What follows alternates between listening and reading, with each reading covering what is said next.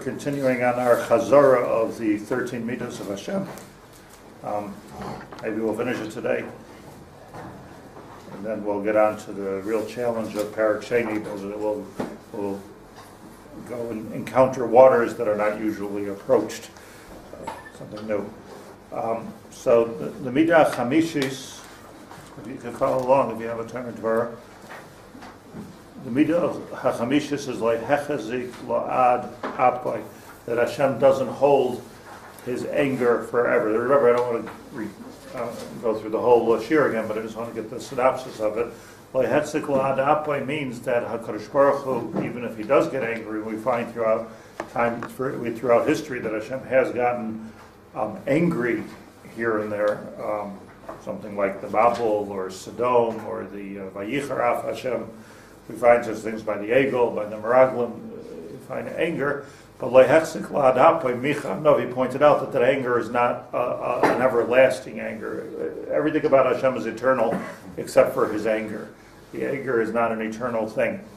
And we find that even after HaKadosh Baruch Hu, Im Yachzik, says the Tomer Devorah, Loi Lo'ad, Eliyavatol Kasei Afilu Shua Yashuva Adam. At the end, he'll be Mevatel Kasei. The point here is this, that not that we shouldn't hold a grudge. I don't think that's the point. The point is that anger is a tool that Hashem uses with the world to get them to do tshuva. That's what when you see a charonaf, the pshat in the charonaf or a hester panim is that it's a mechanism for doing tshuva. But let's say it doesn't work. If it doesn't work, so then HaKadosh Baruch Hu tries plan B, and plan B is to do it with chesed. Why doesn't chesed plan A? Because chesed, doing it with chesed is not really distinguishing the men from the boys in the same type of a way. There's no yisurim, which is mamarik, there's no great self-improvement, but the point is if it doesn't work, then you try plan B. I pointed out when we were learning this that Rav Dessler speaks about this on a historic level, that you see after every korban, there was always after every korban, there was always a time of bracha. We find, Chazal had a taina on Noach that after the Mabul, he planted a vineyard, and it was a miracle on that very day that he planted the vineyard. So it says that he found seeds, he put them in the ground, and they sprouted, it turned into a vine, it turned into grapes, and it aged in wine. Chazal say. So it was a mardika bracha that was there after the klola of the Mabul. So what was the taina? The taina is you could have built a yeshiva. Like if he would have built a yeshiva at that point, or he would have done something for humanity other than wine or grape juice, so then that would have had the same amount of bracha. But you find like, after the Holocaust, there's a renaissance of Torah. The Rav Dessler says you have Eretz Yisrael. How could you not see this as a huge amount of bracha after the Chorban? So you see this idea of Lehechzik La'ad Apai. So applying it to Hashem is a feel-good thing.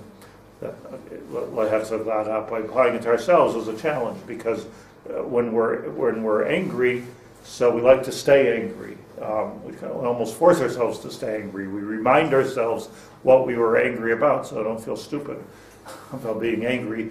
We go over this over and again and again and again. You write it down. Why am I angry at you? What we have to remember is that anger is a tool. Anger is a tool if it's with our children, with our whoever it is that we're angry at. Anger is a tool to try to get somebody to see something a certain way. But if the anger doesn't work, it's just simply not working on this person. The anger, I sometimes I get angry at people. I know nobody notices, but I get angry at people, and my wife has told me historically, it's going right over the other guy's head. They don't even realize it. You think you're making some, but they don't realize that they don't care. So she's right, probably. So the idea is that if the anger doesn't work, so let's try a different approach. But it calls about that the anger is something that I'm doing for myself. There is no different approach. I almost people like these feelings. They like being angry. They like being depressed. They like people like that.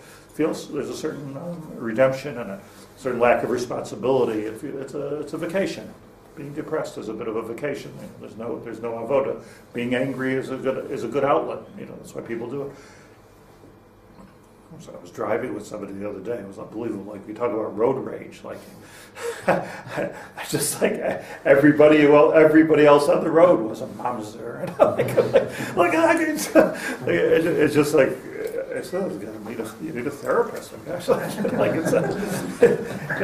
it's just like a need to be angry. There's a Torah on it. The people are they runs of maniac or idiots. Right. Right. At the big time, the only idiot I saw on the road was him, because it was just doing it like. Also like this habit. It's all part of the same thing, you know. Like, he's sitting in the car and he's talking to all the people in all the different cars, and I come to point out, you know, they can't hear you. You know, please move over. Why don't you stay in your lane? You know, like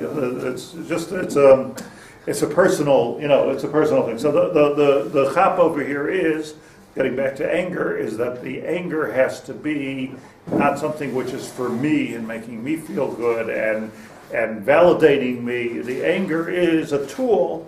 Anger is a tool, possibly sometimes an appropriate tool to get a certain goal across. But if the anger is not working, try a different approach. So in Rav Dessler, I would never say such a thing. Rav Dessler said, you know, the Holocaust was one approach, and the Medinas Yisrael was a second approach. So we could take that. Well, I say I would never say it, not because I'm with the Medinas Yisrael. I'm just saying I would never say it because who's to say the Holocaust didn't work? It was to do tshuva. You know, that you need big gedolim to say.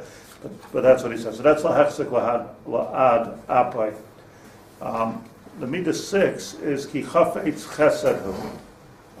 And here we said that HaKadosh Baruch Hu has, it learns from the Psukim in Yecheskel, the Arizal learns that there's a certain malachim in Shamayim that their job is that when everybody seems to be doing wrong, everybody's doing the wrong thing, and therefore an onesh is about to happen to Klal Yisrael, there's certain malachim that their job is to say, hey, what about this chesed? What about the fact that Klal Yisrael, that he comes with the chesed in his hands? It's not about how chesed, says the Tomer Devorah, it's not about how chesed is stronger than all the averis that we could do. That might be true too. Ki chafetz chesed hu, that these malachim that are there to pick out the little pieces of chesed that Klal Yisrael did, which we certainly do, and show that to HaKadosh Baruch Hu, means that HaKadosh Baruch Hu, even when the picture is bleak and black, like there's nothing good to see, HaKadosh Baruch Hu creates a malach, especially remind me of something good that they did. So this says the Tomer Devorah, is a big trick in being godly. That sometimes, you know, like when we see somebody do something wrong, it can be so wrong that we see no redeeming quality at all. And whatever is good could be so small that doesn't indeed redeem all the negative that's there. And the answer is that it might not redeem it. Here's my take on it. But if you can change your focus for even a second to remember something good about that person, this is a big avoda. Rabbi say this is a big avoda to do, but it's such an unbelievably effective thing. If you could just, for 1 second, force yourself to remember one good thing about the person, your whole brain switches around. Just your whole heart switches around. It's just an amazing thing. So when you find yourself like really upset with somebody, if you could just come up with like one good thing, you know, everybody has something. It's one piece of chesed. It doesn't mean that you should stop being angry. It doesn't mean that you should stop even the onus that you're doing. See, HaKadosh Baruch Hu did do a Churban Beis Hamikdash. But what it does mean is that your mind has turned around to something which is completely you're in a completely different place. That's ki chafetz chesed hu. HaKadosh Baruch Hu looks for the chesed, looks for that one little nakuda. Yeah, but what about this one little nakuda? Do you understand what I'm saying? It's not that the one little nakuda is koveya the din. Mm-hmm. It's that the one little nakuda takes away, it's an exercise in taking away this natural thing that we do, which is just the opposite. If you're 90% black, so we're going to make it 100%. If you're 90% wrong, we're going to that 10% there or 1% or whatever it is. That's where sinas chinam is. Nobody has sinas chinam. We all hate people for something. There's a reason why we hate them. So the sinas chinam. But the sinas chinam is that once we hate somebody, in order to make this comfortable and clean and neat and symmetrical in our mind, we dump on the person everything is bad. So if you go through the exercise, right, look at the way it dresses, look at the, it doesn't even talk normally. Like everything becomes bad, right? This is a human tendency. Why? Because we're comfortable. It's more comfortable to do that. Like if I say, oh yeah, well this is good and this is bad, it becomes like we like to demonize people that are bad people, and some people are demons. There are such people, people that are killers, but normally it's not usually the people we're associated with. Without the people in our family, for sure. So the idea is to do this exercise. It's a good exercise. You can even try it today. It's a good exercise to try to take somebody you don't like, even if they live in a different country, and just find something good about it. That's the ki chavetz chesed. The seventh midah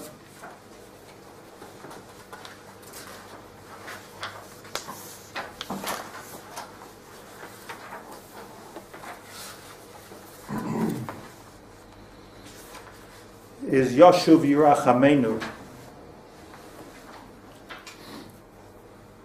Yoshuv Yirachamenu means that, as he says in the first line, that when it comes to people, usually if somebody makes you angry, even after you make up with the person, you never get back to where you were to begin with. A breach in a relationship is a breach of the relationship. So I could be a very big person and ask forgiveness or accept forgiveness. We could shake hands on Erev Yom Kippur. But are you really back to where you started? Are you really back to where you were before the breach happened? So I always think I was quoted by Rebbe who said that Kasha zivugim kikriyas yamsuf. That shidduch is like kriyas yamsuf. What's the nakuda of kriyas yamsuf? So many different miracles that we're reading about in the Parsha these days. Why is it like a kriyas yamsuf? Because the kriyas yamsuf was an unbelievable thing. There was such a split. People thought this thing would never get back together. And then it did come back together, and nobody could find the seam. So hayam chazar le'esan noi. It went back to where it was. So there's a special siyata d'shvaya in shidduchim and in marriage that it's possible to put it behind you. It is possible to do that. Here we're saying something even bigger. That b'makom sheba'alei tshuva imdim, when it comes to HaKadosh Baruch Hu, Baal Tshuva stands even higher than than a tzaddik. He gave the example of the Gemara that says that the world is like a hay. So a hay is like this. So it's very big opening on the bottom, very easy to fall out. It's very easy to go off the derech. It's very easy. There's a lot of temptation. There's a lot of reasons. The path of least resistance is to fall. Gravity. That's the way it goes. You have to fight to keep it madrega. That's the way it is in this world. So people will fall out of the big achsadra of the hay. And the way the Gemara says that, why is it open on the top there? Not like a ches. Why is it open on the top? Ches is chet. Why? Because it's a way to climb back in. Frank the Gemara, la'ayel b'hodem hapik. Why doesn't he just go back in the same way he fell out? Just go right back in. Why does he have to go through this high door on the top? He has to take the back door elevator all the way up to the top of the hay. So this is like Mistaya Milsa. It's not going to work. We've seen this over and over again, that people that make mistakes tend to make the same mistake again and again and again and again. A lot of the people I always draw on my prison chaplaincy era, where people are usually in for the fifth time. They come in, they get out, they go in, they go out. Like what happens? And I used to point this out to the rehabilitation people that if you're not going to do something to actually make a change here, I mean, what are they going to do? Learn Shari Tshuva, maybe. But if you're going to do something to make a change, what's the difference? Not that they don't feel bad; they do feel bad. Rishayim, Malayim, Charata. So the only way to do it, says the Gemara, is to climb all the way up. That means to completely rehabilitate and reform your whole self, and then become a Baal Tshuva. So Baal Tshuva, not in the vernacular sense of the word of that the person just found God, but we're talking about a Baal Tshuva in the sense of the person that fell out and now he wants to get back in. He's got to wiggle, and he's got to go work hard to get himself in shape to get back in.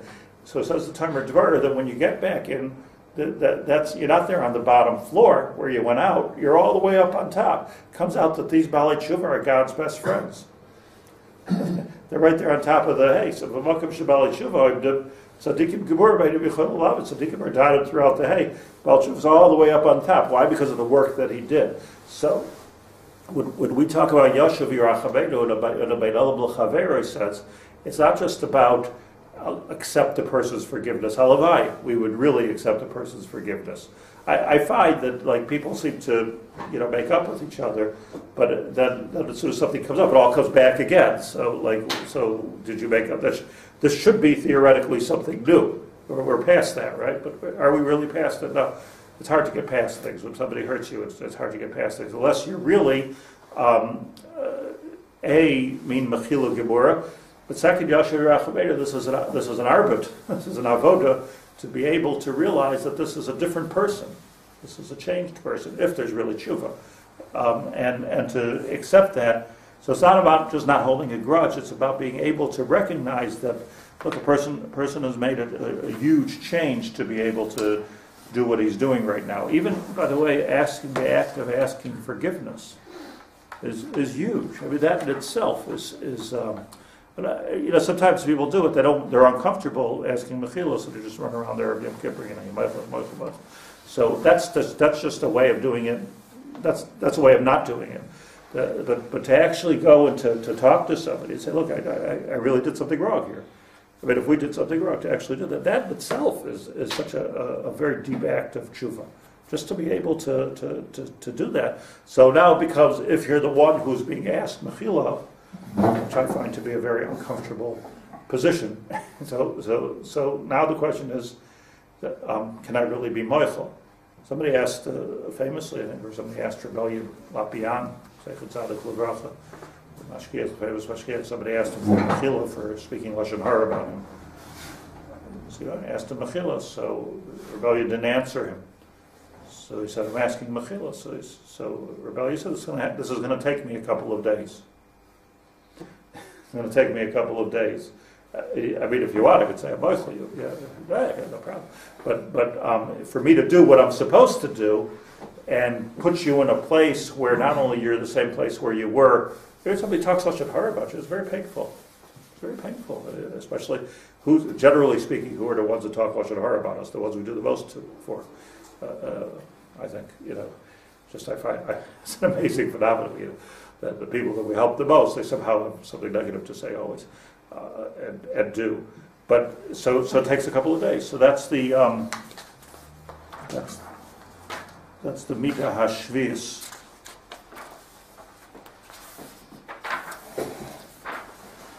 Yashuv Yirachamenu. Yashuv Yirachamenu. And then Yichbay Shavonosenu, that's the 8th, moving right along, which is similar to the 6th, but deeper. 8 is similar to 6. Yichbay Shavonosenu, where HaKadosh Baruch Hu misnaigim Yisrael b'mitazu v'hisoid kvishas ha'avain. HaMitzvah k'perachas olsen nitzel b'kas v'la adin tachlis l'konos l'konos Yisbarach. Amnam ha'avonos ein lahem knisa sham. Chas v'shalom al koif sham shlo yikansu. L'chsiv lo yigur chara. So, what it means is that we have a tendency to create a certain package. Again, I think this is all part of the clean and neat way we need to see things to make it easier for our minds. So what we do is we put, are you a good person? Are you a bad person? So it's very simple. Are you black, white? You're a good person, you're a bad person. What's the MS? That everybody is good and bad. Everybody, I haven't yet met anybody that didn't have a chasar. I probably haven't met anybody that didn't have a mila. Sometimes I have to look, but probably everybody has some kind of a mila. So everybody is this combination of good and bad. So what the Lamdan does is understands that this is good and this is bad, and it doesn't. What the Tomer Devorah says, HaKadosh Baruch Hu doesn't let the bad take over the good. It's not like you come over. By the way, I mamish thought that that's exactly what HaKadosh Baruch Hu does. Or the way I was comfortable thinking growing up in yeshivas is that you come to Shabbat and you're this kind of combination of good and bad, and like the Rambam says, it goes basarov. Like am I mostly a good person or mostly a bad person? But it doesn't work that way. That the good that a person does is absolute good. And the bad that a person does could be absolute bad. And the trick is not to let them cancel each other out, because the minute that you make them into one, amalgamated, homogenized piece, so now you're losing the emes, and you're losing what the real view of the person is, milos and his chesrenis. So if there's a lot of bad people that do a lot of really good things. And I heard once, by the way,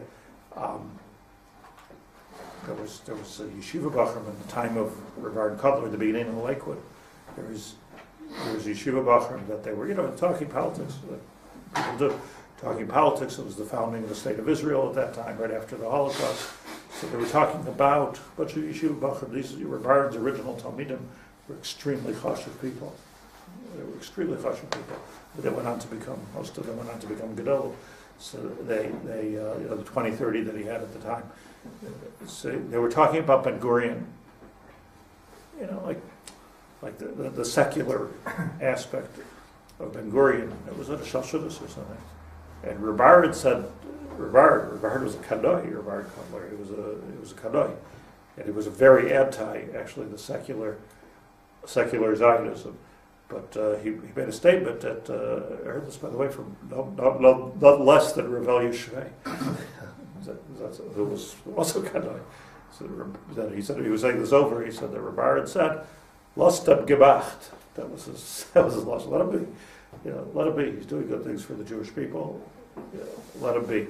Just such a not Rav Yaacov Haber, Rav Cutler, the way that you would think to look at it. But the answer is that, does he have chesaritis? Clearly he had chesaritis, was he Shomer Shabbos? I guess not. But it doesn't mean that, it could be he saved, 1 million Jews, or 10 million Jews, or 50. It's hard to see the good when you're focused on the bad. So the whole point here is that HaKadosh Baruch Hu, lo yigurcha b'mkoim chara, the strong side has to be the good side. And you don't always have to let the evil weeds grow into your picture of what that person is. Get a strong avoda for us, because especially, we live in a very, political, I find living here in Eretz Yisrael a very political atmosphere. And in a political atmosphere, everything's good and bad. You're the good guys, you're the bad guys. That's what it is. That's what politics is. It's hard to, especially when it comes around election time, like everything. There's not you're good, you're bad, you're bad, you're bad.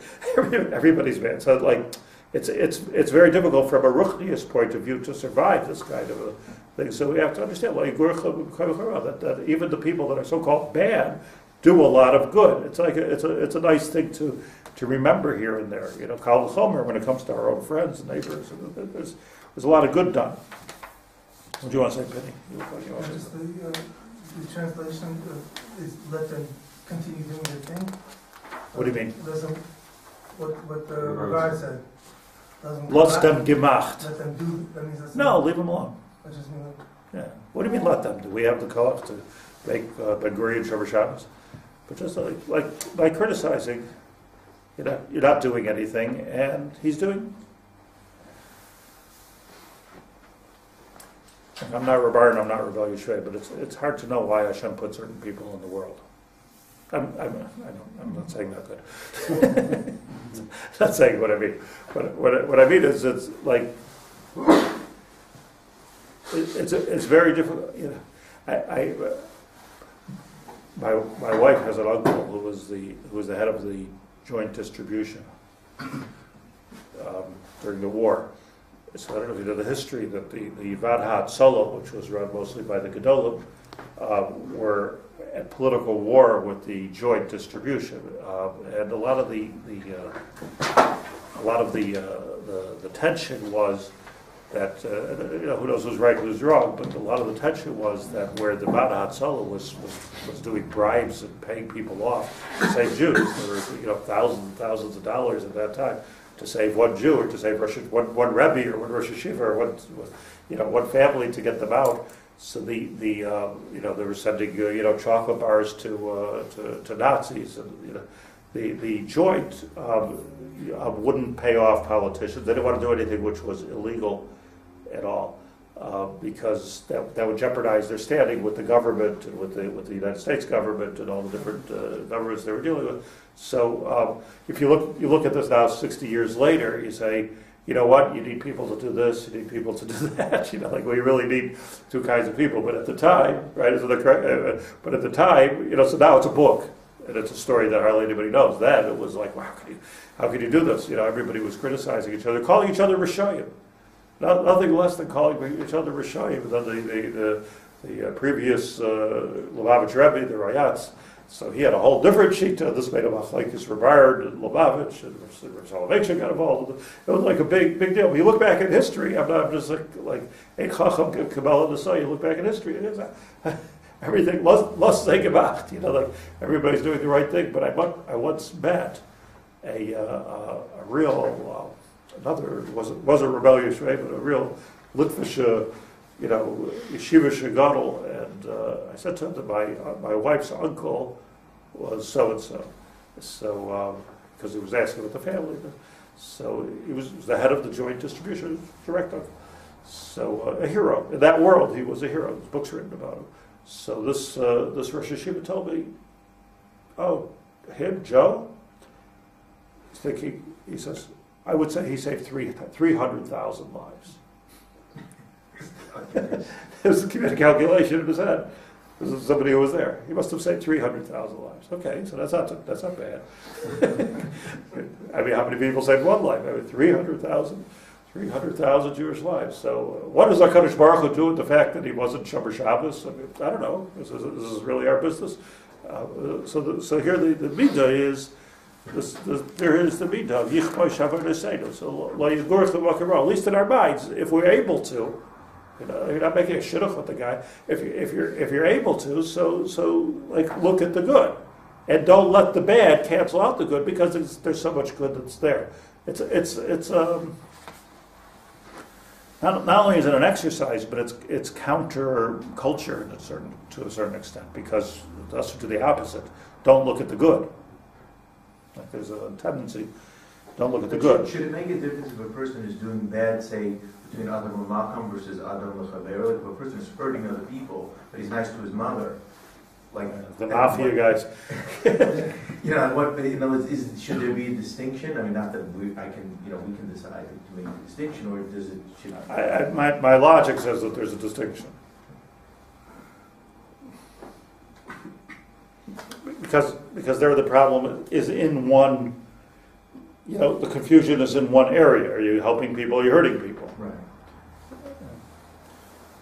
But again, it doesn't take away from the fact that he was good to his mother. It was just in the news yesterday. This, one of the big crooks of America. They came, who died in jail. One of the big billionaires. So here in Israel, we're being nena from $1.5 billion worth of foundations. So I guess you could argue that it was crooked money, but it wasn't crooked money. It was just that he delayed his taxes. Whatever. It wasn't crooked money per se. He didn't steal everybody money. It's just those tax thing. I'm not believing we pay your taxes. That's what you pay your taxes. But I'm saying that you can't take away from the fact that instead of buying himself another jet, $1.5 billion, he gave B'chayav to different things in Eretz Yisrael, which is now doing stem cell research and all kinds of unbelievable life-saving things in the future. Save maybe millions of lives across the world. So it's the high-tech industry, medical, biotech. It's just So I don't know. You got to keep focused. Okay, the ninth one. Let's move along. So we'll finish here. Now, this was if you recall, we went through the Zohar and Parshas Balak, and we learned how the Sitra Achra works, and we learned this week's Parsha of Imtsolos Yardu Imtsolos Kiboy Eva B'Mayim Azim, that the Mitsolos Yam, that means the depth of the sea, the floor of the sea, is the place of the Sitra Achra, symbolically. I don't know if there's anything going on at the bottom of the sea, but symbolically, that's the place, the word for the makom of the Sitra Achra, and that's where the Mitzulas Yam. We don't have to think about it so much as the bottom of the sea right now. Think about it as the koach that somehow the enemies of Israel have to be able to hurt us. Where does this koach come from? And the Zohar explains, it was a bit frightening when we went to it, but it is the way it is under the hood management here, that the Zohar explains that what it is the Averis of Klal Yisrael, which is the gas in their tanks. It's fueling them. So says the Zohar, that it's our Averos which are actually fueling the Sitra Achra. And there's an HaKadosh Baruch who created the world, so he created a energy of Tahara, of Kedusha, and an energy of Tumah.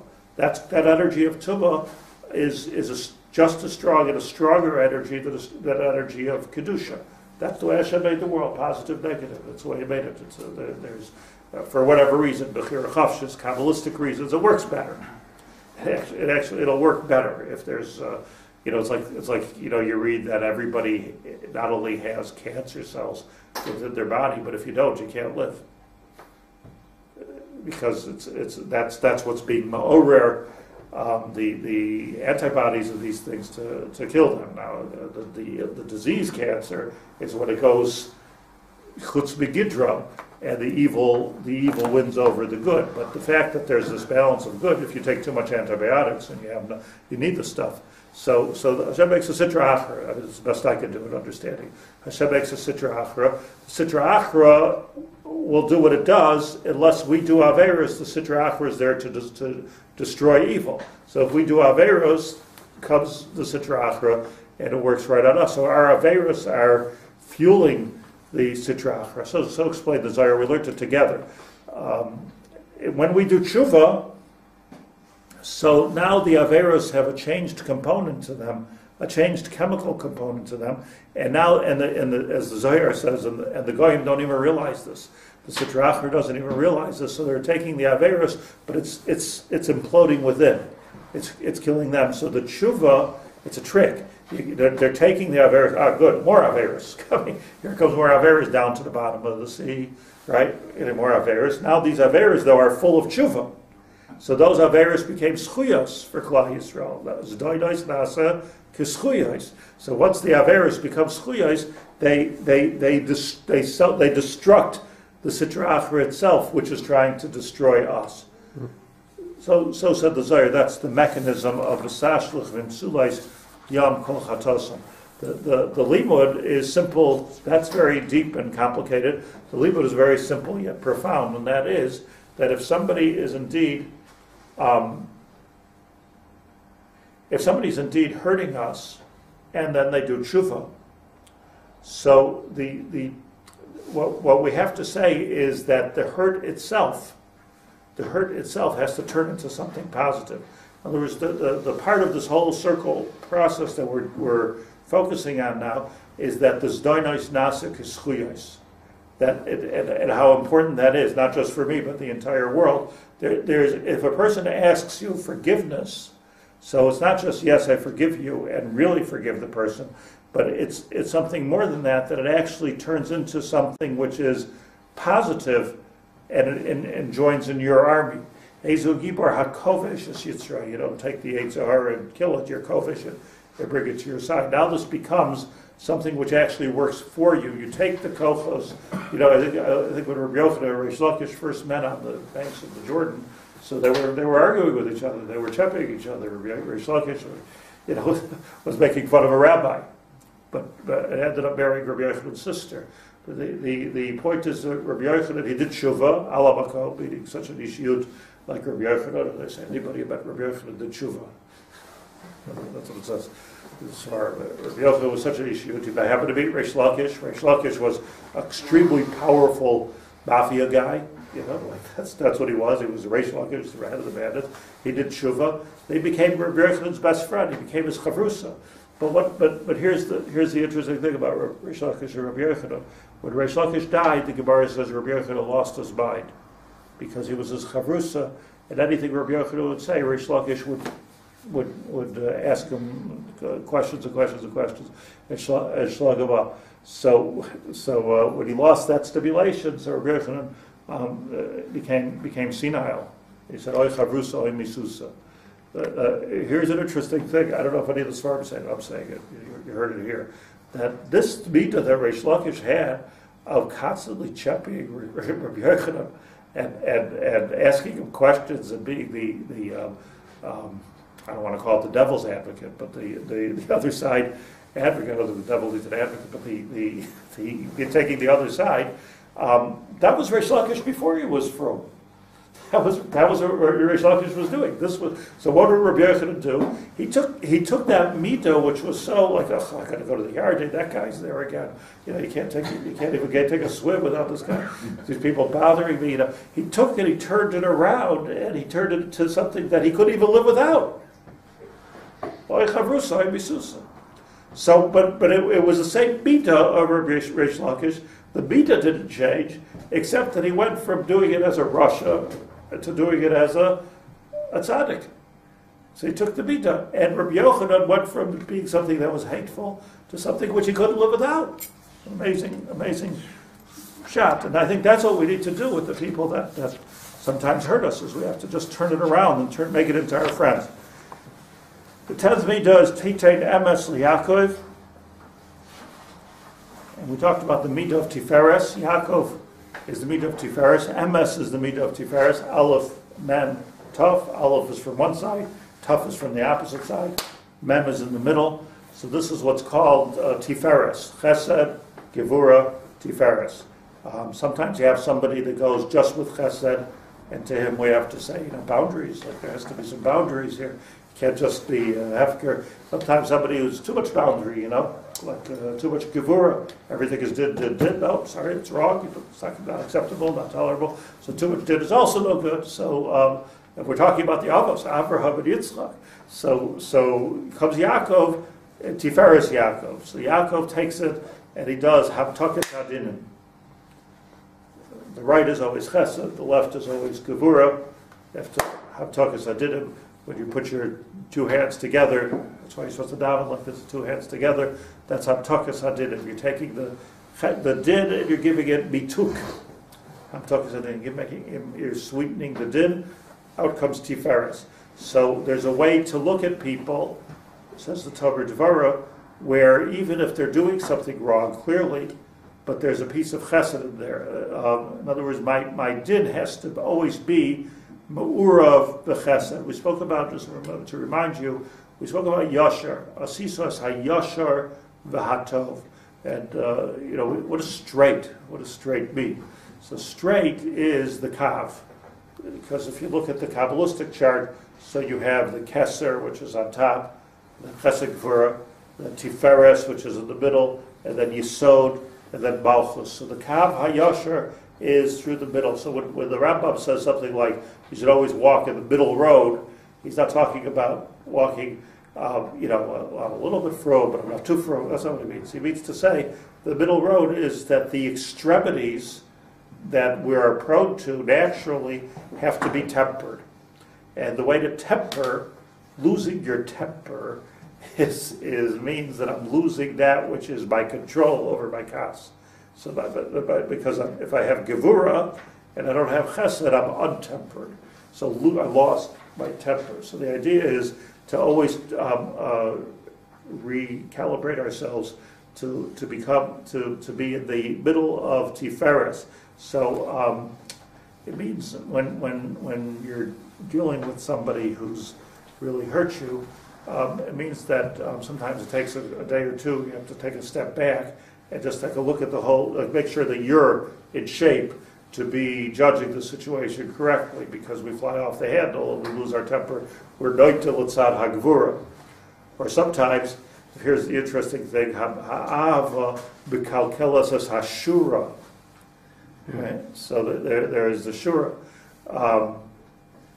Or as Rabbi Yoni said, that kol shehi tiferes ezu derech yasher sheyiver lo ya'adam kol shehi tiferes lo yisavos tiferes lo ya'adam. Remember? So that the yasher of Perek Aleph is that kav ha-yasher that we're talking about. And that kav ha-yasher is make sure that we're even tempered. When even tempered right to the middle, when we're judging a situation, our reaction can be completely different. That's what Hashem does. That's what we need to do. And the 11th one is that sometimes, if anything, chesed la'avram. That's interesting. This is a b'di'evet because it comes after. Like Yaakov, Avram should come before Yaakov. But and if there is no way, so err to the side of Avram, err to the side of chesed. Nothing's going to happen if you're too nice to somebody. Generally speaking, nothing is going to happen to. My father used to always say to people that, having a business, somebody was cheating them in business, just shower him with love, stop cheating you. I don't know. He died a poor man. It's true, though. It's true. It is true. It's true, but it's hard. So this is best thing is to, let's have a good, legitimate yashar relationship. But if it's not working, chesed Avram, you can go to the chesed, and then finally, asher nishbatu lavoseinu is the 12th midah, that if you just, there's nothing good to say about you, we need to remember their forefathers. We need to remember that there's a schusavos here. And the schusavos, this is what Moshe Rabbeinu argued, Zechor, Avraham, Yitzchak, right? Avraham, the bris avos, the self kol self. Just learned in the Tehillim, I quoted a Ramban. Am I okay for 5 more minutes? I just want to finish the 13 meters. But the Ramban points out that the Torah in 3 places, Moshe Rabbeinu, I should say, in 3 places, says to Hashem that if you destroy the Jewish people, the Goyim are going to start talking bad about you. Right? Mm-hmm. Right? The Goyim are going to say it's bad, right? That they took them out of Mitzrayim, to kill them with the mountains, right? What's the whole pasuk? Lama Yomer Mitzrayim. Bara Haitziam Eretz Mitzrayim. Lama Yomer Bara Haitziam Mitzrayim Lahara Goysam Baharim Ulachal Oisam Alpnei Adamah. Right? Just to destroy them. By the Meraglim was the same thing. Hashem said to Moshe Rabbeinu, "Let's make a nation out of you." These people are like nuts. And he said, "What? What about the goyim? It's a shanda for the goyim to say they're going to say that he took us all out of Mitzrayim. All this, it was all a trick to kill us at the Midbar. That's what the goyim are going to say." And he says it again in the Hazidu. In Parshas Hazidu, he chazes over this point. When he's looking at the history of Klal Yisrael. So the Rabban asks the question, the Rabban and Hazidu asks the question, we read it together, that what should Hakadosh Baruch Hu is so concerned what the Goyim are going to say? We're not supposed to be concerned what the Goyim are going to say. Is anybody don't wear yarmulke because look what the Goyim are going to say? Who cares about the Goyim? So why does Hashem care about the Goyim? Avram said the same thing with Sodom. Same thing. So the Ramban says, simple, clear Yisai, that what Moshe Rabbeinu was tining to Hashem, not that you have to worry about the Goyim. What he's really saying is, what you create the world for. The world, there's more Goyim than there are Jews, right? What you create the world for. Created the world so that this should be a Malchus Hashem, that people should recognize, and as the words of the Ramban, and give thanks to Hashem. People should be able to say, thank you, Hashem. The whole world was created, so people should be able to say, Baruch Hashem. So who's going to teach them to do that if you destroy the Jews? This is our job. So Lama Yoibru HaGoy, Lama Yoibru HaMitzri. It's not like we're worried about what the Goy were going to say. What it is that what's going to happen? The whole thing is going to become a world of Rishayim, so it's going to be like a world in its separate orbit, which has nothing to do with your original plan for creating that world. The whole point of creating the world was there should be Haidul Hashem. I was saying to have a charusa at night with Rabbi Yudin and on the telephone. I was active, and I remember that Rabbi Greenblatt once came to visit me, and he's from Memphis, a big posek in Memphis. He came to visit me in Buffalo, so I said, I'll be back later. I have to do I was a rabbi. I had to do hospital visitations. So he said, I'll come with you. Spend time with me. He said, I'll come with you. So okay. So he came with me, went to the hospital, went to maybe visit 6-7 people. Every person he saw, every guy that he saw laying in a hospital bed, he asked him his condition, and he would tell him, wow, you really have to thank God for, that the surgery was successful, that you made it to the hospital in time, that you didn't die of your heart attack, you got your appendix out without it exploding, so you really have to thank God. So I said to him, it's very nice, you went around to everybody. So he says, our tachlis is to get people to say thank God. So all tachlis of being a Jew. All tachlis of being a Jew is to walk around the world and get everyone to say thank God. Thank God. So that's something. And then finally, the third thing is, we make kedem, that Tomer Devorah says, when all else fails, what happens when you come to a person that even cut off his ties with the schus avos? So on this, HaKadosh Baruch Hu says, Zacharti lo chesed norayich avas kula sayich. If you the mashal I gave was that if you find yourself, let's say, God forbid, in a marriage where there's just nothing to talk about anymore, we don't see anything good about each other any longer. So the eitz is, if there's an eitz, the eitz is just remember how you felt under the chuppah, because under the chuppah you feel like you have you're fresh, nice clear start, you have the whole world in front of you. Go do it. That's the way you feel. And that's the HaKadosh Baruch Hu says that I can always get back to that point with the Jewish people, but they went out of Mitzrayim. Right? This week's parsha. I can always get back to that. So even they no redeeming back. They cut themselves off from the schusavos. I mentioned on Friday night that there's memta shari tuma. If we would have gone to that last shar is the shar avos. The last shar is we know what they are, is the shar of our connection to the avos.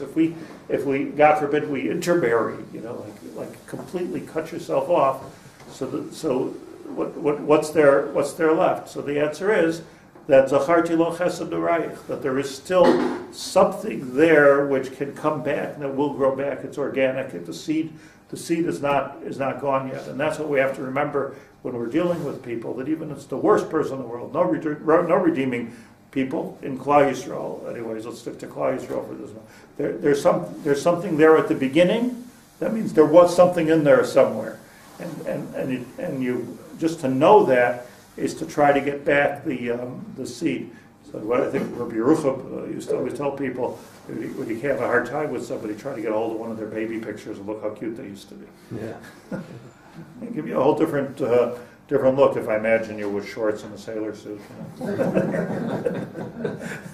Whole different idea.